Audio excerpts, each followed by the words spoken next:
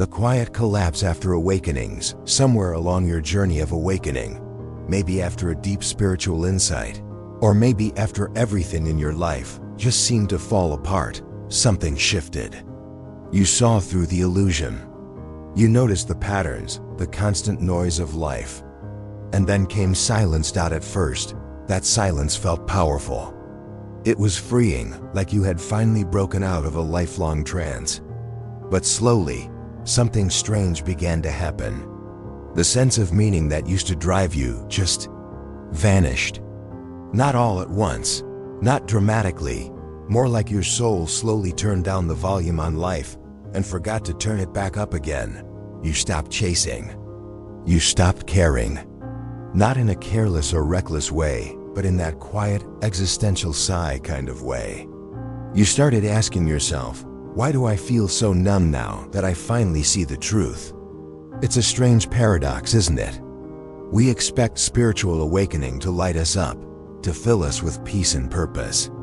But for many people, especially deep thinkers, empaths and seekers, it does the opposite. It empties us. I remember a friend who went through this exact thing. She was bright, spiritual, and had read all the books, Eckhart Tolle, Alan Watts, Krishnamurti. She went through her own dark night of the soul and had what she called a massive awakening. She told me she saw through everything, the illusion of identity, the chase for external success, all of it. And yet, just a few months later, she could barely get out of bed. She told me, I used to cry about not achieving enough. Now I don't care whether I do anything at all. I thought awakening would light me up, not leave me feeling like this. Carl Jung, the father of analytical psychology, understood this long before it became a common topic in spirituality. He didn't use trendy terms like awakening, but he knew what happens when the unconscious becomes conscious. Jung said, enlightenment doesn't come by imagining figures of light, but by making the darkness conscious. It sounds beautiful, but if you've ever experienced it, you know what it really means. Awakening isn't the end. It's the beginning of a psychological death, the death of who you thought you were. All the structures that used to give your life meaning, your goals, your ambitions, your roles, even your sense of time, start to collapse. And here's the tricky part. Your ego doesn't disappear. It just gets confused. It loses its map. And without that map, motivation fades. Not because you're lazy or broken, but because your old way of being simply doesn't make sense anymore. You're in limbo, awake from something, but not yet awakened to something else. But here's where things get really interesting. What you're feeling right now, that emptiness, that fog, it isn't failure. It isn't depression in the clinical sense. It's something much older and more sacred. Jung warned that our modern world avoids this phase at all costs. The sacred pause. This in-between, the psychological and spiritual void. Yet he believed it was essential for true transformation, for what he called individuation, the process of becoming your most authentic, integrated self. The problem is, no one tells you about this part. No one tells you that awakening can feel like falling apart, like losing direction, like floating in a strange in-between where nothing makes sense anymore. But that's exactly what's happening. Your psyche is reorganizing itself from the inside out. So when your old motivations fall away, when your spark seems to vanish, it's not a mistake. It's a sign that the old system is collapsing, so something truer can take its place. If you've been floating in that post-awakening fog, wondering why nothing excites you anymore, know this, you're not crazy. You're evolving. You're going through a psychological shift so deep, most people can't even name it. You're not losing motivation. You're being reprogrammed. All the things that used to drive you, achievements, validation, proving yourself, no longer fit. That's not failure. That's growth. Jung saw this coming decades ago. He knew that the ego's drive for success and recognition is a temporary stage, one that eventually gives way to something deeper. For most of your life, your motivation came from your ego identity, from that inner voice that says, I need to prove myself. I need to be seen. I need to succeed. That's what Jung called the persona, the mask we wear to survive and belong in society. But awakening strips that mask away. Suddenly, you're not trying to impress anyone. You're not trying to win the game because you can see the game. And that's when it gets disorienting. Without the mask, your old goals don't fit anymore. They were tailored for a version of you that doesn't exist now. So you feel like a character who stepped off stage mid-play and can't remember their lines. That's why you feel unmotivated, because you didn't lose your drive. You outgrew the fuel that powered it. Jung believed we aren't meant to serve the ego, we're meant to integrate it, to align it with something greater, something eternal. He called this process individuation, the transformation from a fragmented self into a unified one. Not the small self that seeks approval, but the deeper self, the soul that connects to everything. And that self doesn't care about status, validation, or control. It cares about truth, about alignment, about becoming whole. When awakening happens, your psyche starts rejecting everything that's fake, forced, or ego-driven. Jobs, relationships, ambitions, even dreams you once loved. It's not because those things were bad. It's because they no longer resonate with your new level of awareness. And that's why this phase feels so empty. Because your soul is clearing space. It's not that your spark is gone. It's that your fire is changing fuel. You're being rebuilt from the inside out. And for a while, it feels like nothing is happening. But this stillness, this pause, this void, it's not a breakdown. It's a sacred recalibration. Jung would tell you, don't rush it. Don't fill the silence. Don't try to fix what isn't broken. Because this in-between is not the end of your awakening. It's the passage to your real beginning. The sacred void and the ego's confusion. When most people talk about awakening, they imagine light, peace, or some divine rush of clarity. But what Jung tried to explain, and what so many people experience but can't describe, is that true awakening begins in confusion. You see through everything that used to define you. And yet, you're left standing in this vast inner silence, wondering what's next. It's like life used to have subtitles, and now they're gone. You understand the big picture, but you can't seem to function in the small details anymore. You don't know what you're supposed to want. Jung said that once the unconscious becomes conscious, there's a kind of psychological death that follows. It's not a punishment, it's a reset. All the systems that used to keep you running, goals, structure, identity, meaning, dissolve. But your ego? It doesn't just vanish. It's still there, trying to find footing in this new landscape. It's scared, lost, and uncertain. It keeps whispering, what now? What do I do? Who am I supposed to be? That's why this phase feels like limbo. You're no longer asleep, but you're not fully awake in the new reality either. You've stepped out of the dream, but you haven't learned how to live without it. And here's the truth Jung wanted people to understand. This phase is sacred. It's not depression, not failure, not regression. It's the psyche rebuilding its inner foundation. He warned that the modern world runs from this stage. We treat silence as laziness, rest as waste, and introspection as a problem to fix. But this quiet void, this nothingness, is exactly where transformation begins. When your old motivations collapse, your soul is clearing space for something more authentic to emerge. Think of it like the forest after a wildfire. Everything looks destroyed, but underneath the ashes, the soil is richer than ever. That's what's happening inside you. This period is what Jung called enantiodromia, the process where things swing into their opposite. When you awaken, your inner pendulum moves from striving to stillness, from doing to being, from I must control to I must surrender. At first, it feels like losing your spark, but it's actually the pendulum finding balance after years of swinging too far into ego-driven effort. You're not burned out. You're being balanced. Ancient traditions understood this phase well. They called it the hermit's path, the desert season, the dark night of the soul. It's the part where the caterpillar turns to liquid inside the cocoon, no longer what it was, not yet what it will become. And yes, that stage doesn't look glamorous. You don't feel productive. You don't look inspired. You're not posting wisdom quotes or manifesting abundance. You're just dissolving. But that's how rebirth works. You can't carry your old self into the new life you're building. The ego, of course, panics.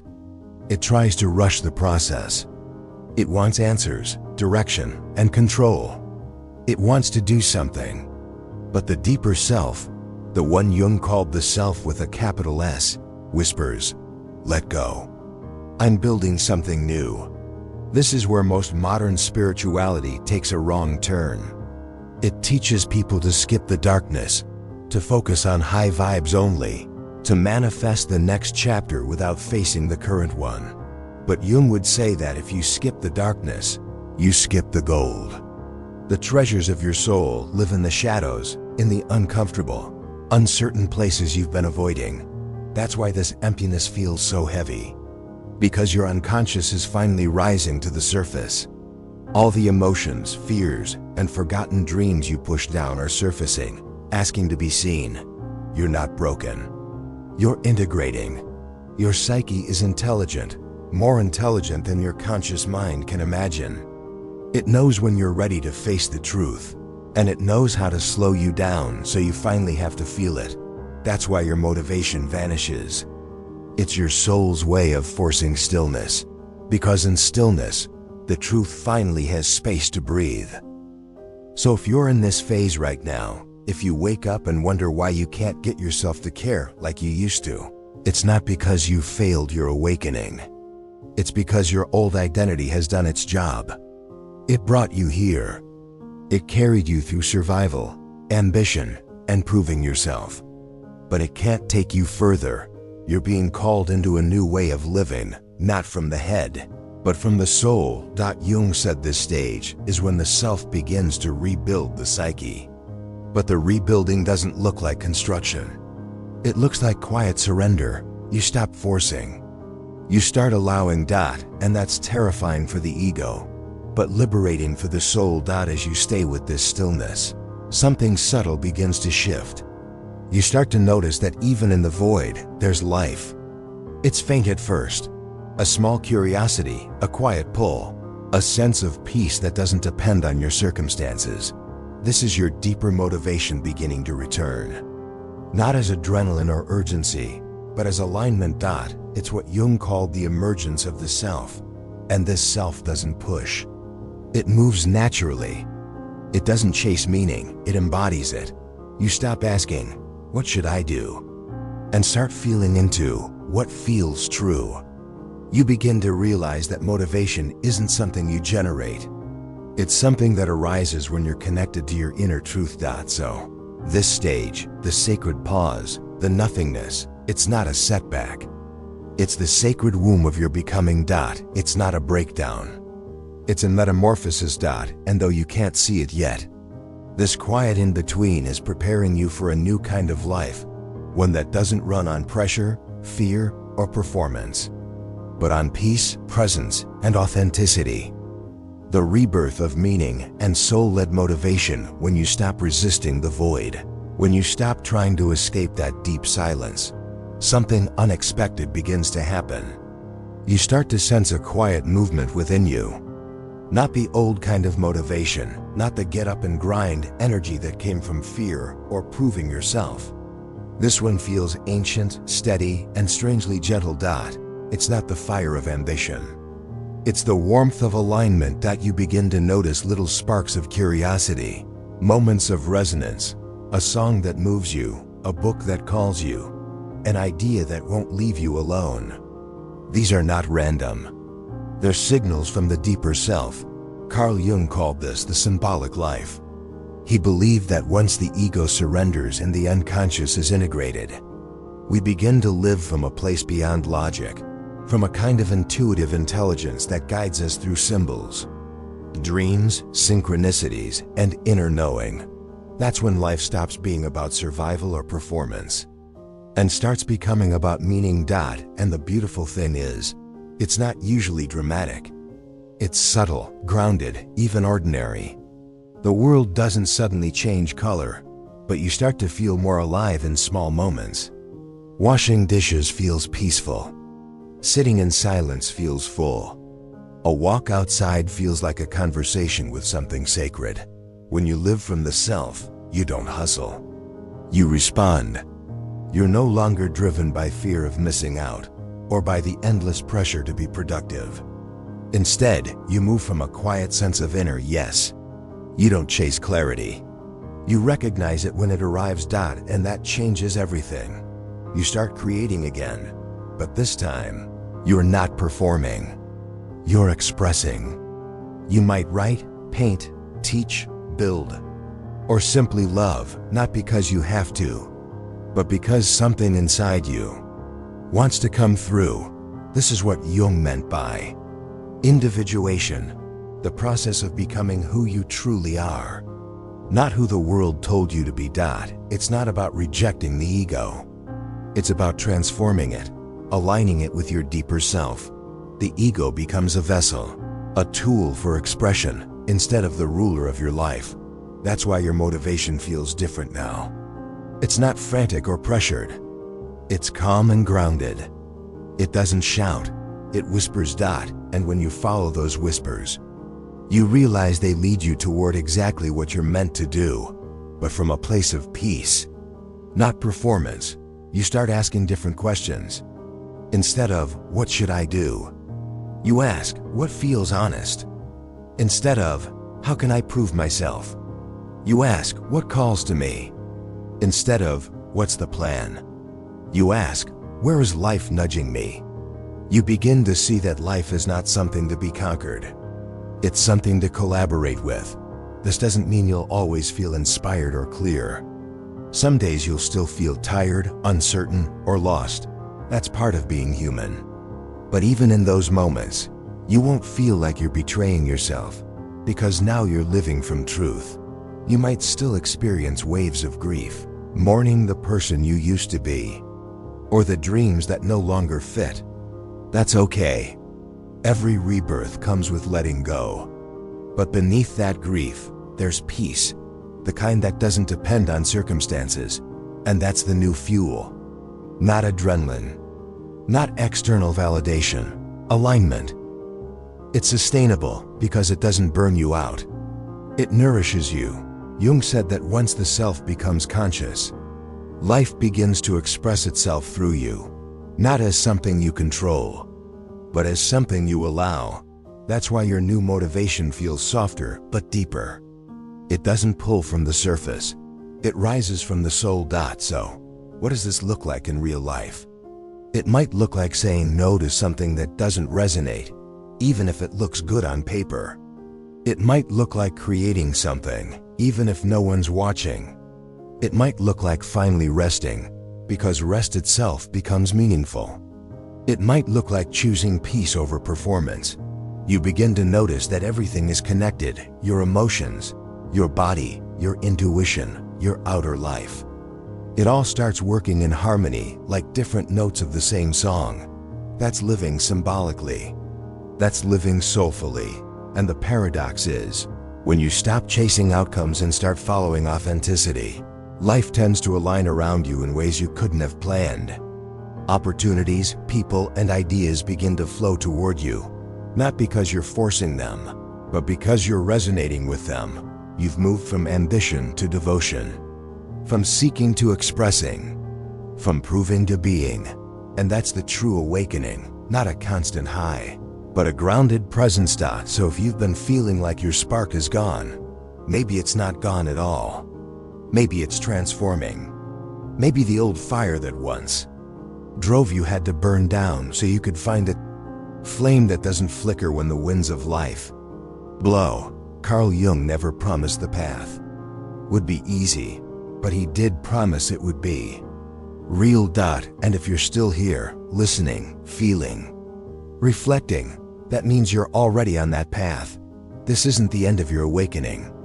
It's the beginning of your becoming. If this message resonates with you, if it helped you put words to something you've been quietly experiencing, share your thoughts in the comments. I'd love to hear your story, your insights, your reflections. And if you want to keep exploring the deeper layers of psychology, spirituality, and soul in a grounded way, subscribe to Fractal Wisdom, because awakening isn't the end of your story.